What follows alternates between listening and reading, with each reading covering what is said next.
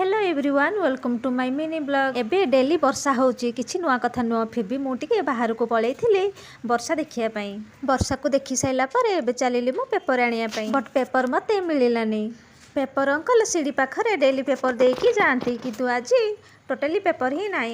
एई पेपरटा door पाखरे सकाळे पड़िथिला मु भाबिली कि एइटा होची पुराना पेपर चेयर पर खसी पड़िची सेति पई मु ताको चेयर पर रखि देथिली। देखिला बेलको आज रो ये पेपर अंकल आज डोर पाखरे पेपर देकी ही जाइछन। देन मु चलिले रोषेई करिया पई लंच पई कोबी तरकारी ता सहित बैगण पकोड़ा आ साग भी भाजिली। नाली साग खाया पई मते टोटाली भलो लागु नथिला किंतु खाइला परडू मते एते टेस्ट लागुसी जे एबे डेली 3 दिन हे जीवो मु साग ही खाउची। रोषेई काम सरी साला परे रोषेई घर टिके मु सफासुतरा करदेली। एमिति किछि दिन थिला मु रोषेई घरे पसिले रोषेई घर एते असना करे जे मो 3 नंबर दीदी जे से मते रोषेई घरे टोटाली बसे दिएनी किंतु एबे मु रोषेई घर बहुत क्लीन अप रखुची। आगरु टोटाली ज्ञान नथिला जे रोषेई घर परिष्कार रखिबा केते जरूरी। देन मु आसिली लंच करिया पई लंच सरी साला परे मु चलिली नाली चाहा बनेया पई।